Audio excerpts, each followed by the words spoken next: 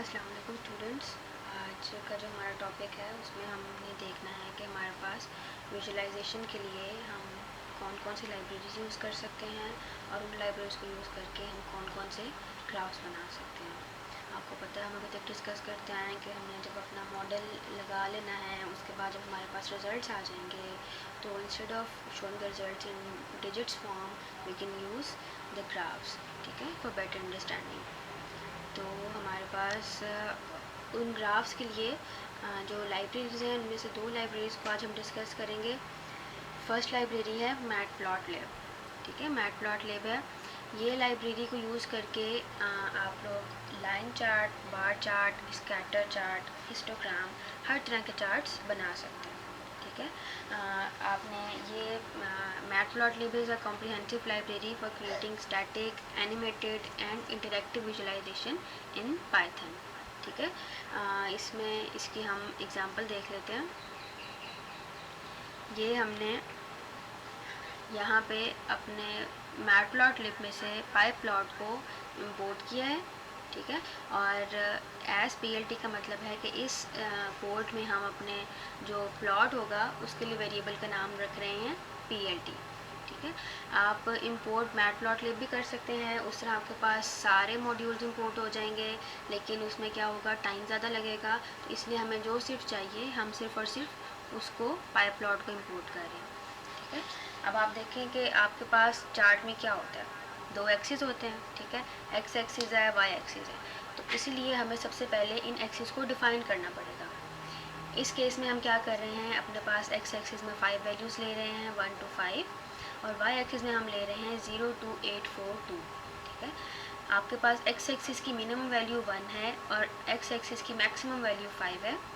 Y axis की minimum value 0 है और मैक्सिमम वैल्यू आपके पास 8 है। अब आप यहाँ देखें कि जो आपका ग्राफ है उसमें आपके पास यही चीज़ शो हो रही है, 1 और 5, ठीक है, ये आपका एक्स एक्सिस है।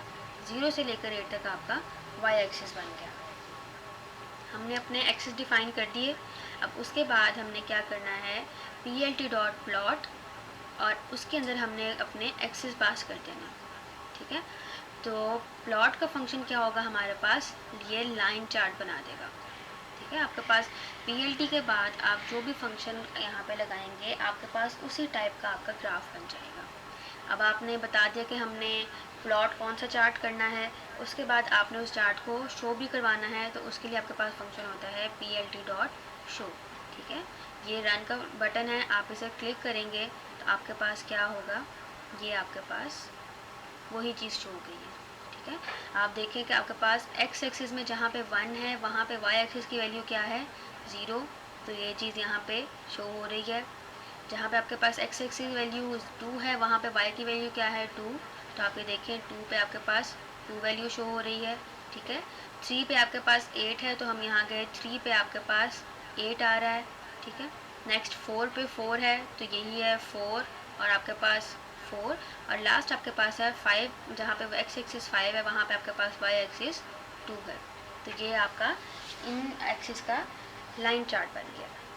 नेक्स्ट आप इसको यूज़ करते हुए अपना हम बनाते हैं बार चार्ट। सेम आपने वैसे ही एक्सिस डिफाइन करने हैं, ठीक है, एक्स एक्सिस बता दिया, वाई एक्सिस बता दिया। अब जहाँ पे आपने PLT.plot लिखा था लास्ट टाइम, यहाँ पे आपने लिखना है PLT.bar, ठीक है।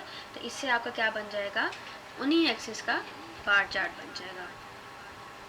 एक हमारे पास इसका हम और एग्जांपल देखते हैं। हमारे पास ये है स्कैटर ग्राफ, ठीक है। तो उसके लिए भी आपने क्या करना है, PLT.scatter XY, और आपने क्या कर देना है, PLT.show करेंगे तो आपके पास ये ग्राफ आप देखो स्कैटर्ड फॉर्म में आपके पास डॉट्स इधर उधर हैं, लाइन नहीं बनी हुई कोई। वैसे तो आपके पास लाइन चार्ट जैसा ही है लेकिन यहाँ पे लाइंस मिसिंग है, सिर्फ और सिर्फ डॉट्स आ रहे हैं। तो कहने का पर्पज़ ये है कि आप क्या कर सकते हो, इसको यूज़ करके किसी भी टाइप का आपको जो भी सूटेबल लगे अपने डाटा के अकॉर्डिंग आप क्या कर सकते हैं, अपना ग्राफ बना सकते हो। और ये आप देखो कि इसमें आपको किसी डाटा सेट की ज़रूरत नहीं पड़ी, ठीक है। हमने सिंपल 2 एक्सिस लिए और उस पर हमने चार्ट बना दिया। अभी हम डाटा सेट की बात नहीं कर रहे कि हमने अगर डाटा सेट पे कोई रिजल्ट शो कराना है या डाटा सेट पे कोई एनालिसिस करना है तो वो हम इस पर कैसे करेंगे। तो ये हमने सिंपल 2 एक्सिस लिए हैं और उनका हमने यूज़ करके ग्राफ बना दिया है। इतना काम हम मैटप्लॉटलिब में कर सकते हैं। लेकिन अगर हमने डाटा सेट पे कोई एनालिसिस करना है, ठीक है, जिस तरह फॉर एग्जांपल आपकी क्लास है और हम देखना चाह रहे हैं कि आपकी क्लास में से कितने स्टूडेंट्स पास हैं, कितने मेल्स और फीमेल्स पास हैं, कितने मेल्स और फीमेल्स फेल हैं, ठीक है। तो आप देखो कि आपके पास मेल्स और फीमेल आपके पास एक एक्सिस है, और आपने उसमें ये भी देखना है कि पास कितने हैं और फेल कितने हैं। तो ये चीज़ अगर हम इन ग्राफ्स में प्लॉट करना चाहें तो मुश्किल हो जाए, ठीक है। सिर्फ मैटप्लॉटलिब को अगर हम यूज़ करके काम करना चाहें तो ये काम मुश्किल हो जाएगा। तो उसके लिए हमारे पास क्या है, एक और लाइब्रेरी है, उसे हम कहते हैं सीबॉर्न, ठीक है। सीबॉर्न लाइब्रेरी आपके पास स्पेसिफिकली डाटा सेट की लाइब्रेरी है। इसको यूज़ करके आप क्या कर सकते हो, अपने डाटा सेट पे एनालिसिस कर सकते हैं, ठीक है। आपके पास एक डाटा सेट आया है, फॉर एग्जांपल मैं इस डाटा सेट की बात करती हूँ। ये मेरे पास एक डाटा सेट है, ये मेरे पास एक पेशेंट्स का डाटा सेट है, ठीक है। इसमें आप मेरे पास पेशेंट्स की जेंडर है, ईयरली आईडी है, सबसे पहले जेंडर है, एज है, ये 1 2 3 4 ये मेरे पास टेस्ट की टाइप्स हैं, ठीक है। ये 3 4 तरह के टेस्ट हैं। और लास्ट में मेरे पास मेरा टारगेट वेरिएबल है कि हम इस डाटा सेट में ये बता रहे हैं कि जो पेशेंट आया है उसके सारा रिकॉर्ड्स देख के हमने ये बताना है कि उसको पीसीआर है या पीसीआर नहीं है, ठीक है। 1 रिप्रेजेंट कर रहा है कि उसे पीसीआर है और 0 रिप्रेजेंट कर रहा है कि उसे पीसीआर नहीं है। तो आप इस डाटा सेट में देखें तो हम क्या कर सकते हैं कि हम जेंडर की बेस पे एनालिसिस कर सकते हैं कि कितने मेल्स को है, कितनी फ़ीमेल्स को है, ठीक है, कितनी फ़ीमेल्स को है, कितने मेल्स को नहीं है। उसके बाद हम देख सकते हैं एज ग्रुप की बेस पे, ये एज ग्रुप्स हैं 1 2 3 4 हमारे पास एज ग्रुप्स हैं, ठीक है। तो आपने देखना है, आप ये क्योंकि कन्वर्जन हुई है इसमें, हमने इसमें ऑलरेडी प्री प्रोसेसिंग की हुई है डाटा सेट पे, तो यहाँ पे जितनी भी एज थी उसको मैंने प्री प्रोसेसिंग करके 3 ग्रुप्स में डिवाइड कर दिया। जैसे फर्स्ट ग्रुप है उसमें मेरे पास 0 से 15 है, सेकंड ग्रुप है उसमें 15 से मेरे पास 30 है, और थर्ड ग्रुप है उसमें मेरे पास 30 से 40 और फिर आगे 50 से ऑनवर्ड्स है, ठीक है। तो ये मेरे पास 4 ग्रुप मैंने बना लिए। उसके बाद ये हमारे पास टेस्ट हैं, टेस्ट की जो भी नॉर्मल और अब नॉर्मल वैल्यूज़ थी उसको हमने डिफ्रेंशिएट कर दिया। जैसे आपके पास अगर आप देखो कि हमारे पास स्टूडेंट पास कौन सा होता है, स्टूडेंट पास वो होता है जिसके मार्क्स 50 प्लस होते हैं, ठीक है। तो वो हमारे पास नॉर्मल की तरह हम उसे कंसिडर करते हैं कि भाई ये पास है। तो ऐसे ही अगर हम इन टेस्ट में देखें तो नॉर्मल रेंज कौन सी है, 1, ठीक है, कि इसको कोई मसला नहीं है, और एब नॉर्मल कौन सी है, 0, ठीक है। तो इसको हमने नॉर्मल और अब नॉर्मल में डिवाइड कर दिया है, बजाय कि हम टेस्ट की सारी वैल्यू लिखें। और लास्ट में हमारे पास ये है कि उसको पीसीआर है या उसको पीसीआर नहीं है। अब मैंने एक चार्ट बनाना है, ठीक है। मैं कहती हूँ कि मेरे पास जेंडर की बेस पे मैंने देखना है कि मेरे पास कितने फ़ीमेल्स को पीसीआर है, कितनी को नहीं है, कितने मेल्स को पीसीआर है और कितने मेल्स को नहीं है, ठीक है। तो ये चीज़ अगर आप खुद से माइंड में सोचो कि हमने जब ये 2 एक्सिस के ग्राफ्स देखे हैं, इन ग्राफ्स में ये चीज़ कैसे हो सकती है, ठीक है। मेल को है, मेल को नहीं है, फीमेल को है, फीमेल को नहीं है। एक्सिस में, एक्स एक्सिस में क्या आएगा, वाई एक्सिस में क्या आएगा, ठीक है। तो ये काम इसको यूज़ करके सिर्फ नहीं हो सकता, उसके लिए हम क्या यूज़ करते हैं अपने पास, सी बॉन्ड, ठीक है। सी बॉन्ड हमारे पास, हमने जैसे पहले पढ़ा कि डाटा सेट ओरिएंटेड एपीआई है, ठीक है। डाटा सेट की एनालिसिस करने के लिए आपने मल्टीपल वेरिएबल्स में रिलेशन देखने के लिए, जैसे अब हमने देखा कि किस जेंडर को है, किस जेंडर को नहीं है, कितने एज ग्रुप वालों को है, कितने एज ग्रुप वालों को नहीं है, तो ये आपस में वेरिएबल्स का रिलेशनशिप देख रहे हैं, ठीक है। उसके बाद आपके पास कैटेगोरिकल वेरिएबल्स के लिए स्पेशल सपोर्ट है, ठीक है, ताकि आप क्या कर सको, ऑब्जर्वेशन देख सको। फिर आपके पास इसमें high level abstraction for structuring multi plot grids है that you can easily build complex visualisation. आपको उन्होंने बस फंक्शंस दिए हुए हैं, आपने उनको यूज़ करना है और उसके बाद आपने क्या करना है, उन पैरामीटर्स को चेंज करना है, ठीक है। और आपने वहाँ पे अपनी मर्ज़ी के पैरामीटर डालने हैं और आपका ग्राफ बन जाएगा। आपको ये कुछ ज़रूरी नहीं है कि आपको खुद पता हो कि भाई यहाँ पे क्या हो रहा है। फिर आपका ये एक्चुअली मैटप्लॉटलिब की एक्सटेंशन है, ठीक है। मैटप्लॉटलिब में बेसिक काम है और इसमें आपके पास थोड़ा कॉम्प्लेक्स काम हो रहा है, और आप इसको यूज़ करके अपना क्या कर सकते हो, कोई थीम्स डाल सकते हो, और आप क्या कर सकते हो, अपने कलर पैलेट्स चूज़ कर सकते हो। तो इन शॉर्ट आप इसको यूज़ करके अपने ग्राफ को कस्टमाइज़ भी कर सकते हैं, ठीक है। तो इसकी एग्जांपल आप देखो, ये देखें, ठीक है, ये हमारे पास कॉम्प्लेक्स ग्राफ्स है। तो ये आपके पास बता रहा है कि ये अब हमारे पास सिर्फ एक्स और वाई में नहीं रह गया, थर्सडे फ्राइडे सैटरडे संडे, ठीक है, टोटल बिल आपका, और यहाँ साथ ही एक और वेरिएबल है स्मोकर, येस और नो, ठीक है। तो ये आपके पास एक और हमने चीज़ ऐड कर दी है कि अगर डे में हम देख रहे हैं कि टोटल बिल कितना बन रहा है, तो उसमें से हम देख रहे हैं कि जो बिल बना है उसमें स्मोकर का कितना है और नॉन स्मोकर का कितना है, ठीक है। ये चीज़ को हमने डिस्प्ले करवाया है ये यहाँ पे 2 ग्राफ से, सेम चीज़ शो हो रही है लेकिन यूजिंग डिफरेंट ग्राफ्स। इसी तरह ही यहाँ पे आपके पास ये और आपको दी हुई है ग्राफ्स की एग्जांपल, ठीक है। तो आप देख रहे हो कि ये हमारे पास कंपैरेटिवली कॉम्प्लेक्स ग्राफ्स हैं, ठीक है, जो कि ग्राफ हमने मैटप्लॉटलिब में बनाए थे। तो इसीलिए जब आपने डाटा सेट पे काम करना है तो आपने क्या करना है, सी बॉन्ड को मैटप्लॉटलिब के साथ यूज़ करना है ताकि आप कॉम्प्लेक्स ग्राफ्स बना सकें। अब जो हमने डाटा सेट देखा है हम उस डाटा सेट को लेते हैं, ठीक है। हमने डाटा सेट लिया train.csv, ठीक है, इस डाटा सेट का नाम ट्रेन है, हमने यहाँ पे इसे लोड करवाया है। एसएनएस हमने अपनी लाइब्रेरी इंपोर्ट करवाई है, ठीक है।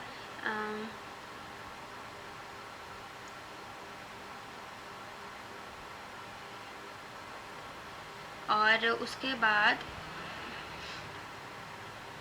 हमने क्या किया है, PLT जो हमने डिस्प्ले इंपोर्ट करवाई थी उसको हमने अपना देखिए फिगर साइज़ चेंज कर दिया है। यहाँ पे हमने बताया कि एक्स वेरिएबल में हमारा एक्स एक्सिस में हमारे पास जेंडर होना चाहिए।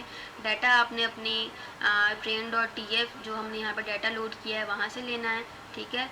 ह्यू आपका PCR क्वालिटेटिव है जो आपके पास ये है, ठीक है। इस यहाँ पे हमने ये बताया कि ये हमारा टारगेट वेरिएबल है, इसको काउंट करना है आपने, ठीक है। एज कलर है, लाइन विड्थ है। इसी तरह ही आपके पास सारे कस्टमाइजेशन के ऑप्शन हैं, ठीक है। आपने एक्स लेबल बता दिया, वाई लेबल बता दिया। एक्स लेबल आप देखो, एक्स लेबल आपके पास जेंडर है, वाई लेबल आपके पास क्या है, ये है। फिर आपके पास लेबल्स आ रहे हैं कि जेंडर के अंदर मेल और फीमेल, ठीक है। तो एक्स एक्सिस के अंदर जो आपका सब एक्सिस है उसके भी आपने क्या किए, लेबल्स बता दिए। उसके बाद आपने एक फंक्शन कॉल किया plt.xtakes, ठीक है। और आपके यहाँ पे इसमें क्या हुआ, आपके पास आपके लेबल सेट हो गए हैं। फिर आपने क्या किया है, अपना एक्स यहाँ पे आपने ये छोटा सा एक बॉक्स देख रहे हैं ना, ये छोटा सा बॉक्स आपका इन लाइन से बना है, ठीक है। Leg dot set title PCR qualified, ये हम ये बता रहे हैं कि हमारे पास ताकि यूज़र है उसको पता चले कि जो आपके पास ब्लू कलर है वो नो को रिप्रेजेंट कर रहा है और जो ब्राउन कलर है वो येस को रिप्रेजेंट कर रहा है। तो ये छोटा सा बॉक्स हमने यहाँ इसके लिए बनाया है, ठीक है। और जब हम इसको हम रन करेंगे तो क्या होगा, ये आपके पास आ गया है कि जेंडर में आपके पास फीमेल में कितनों को है, ठीक है, और कितने पेशेंट्स को नहीं है और कितने पेशेंट्स को है, और मेल में आपके पास कितने पेशेंट्स को नहीं है और कितने पेशेंट्स को है। तो हमने इसे एनालिसिस क्या किया है कि फ़ीमेल में हमारे पास ज़्यादा को नहीं है, ठीक है, और मेल्स में हमारे पास ज़्यादा पेशेंट्स को PCR है, ठीक है। जितने टेस्ट हुए उसमें हमारे पास फीमेल्स वो हैं, फीमेल्स को ज़्यादा नहीं है और मेल्स को ज़्यादा है, ठीक है। या देखिए नो की क्वांटिटी यहाँ भी ज़्यादा है और यहाँ पे येस की क्वांटिटी भी ज़्यादा है, ठीक है। तो ओवरऑल क्या है हमारे पास, इससे हमने ये एनालिसिस किया है कि हमारे पास पेशेंट्स में मेल जो पेशेंट्स हैं उनको ज़्यादा PCR है, ठीक है।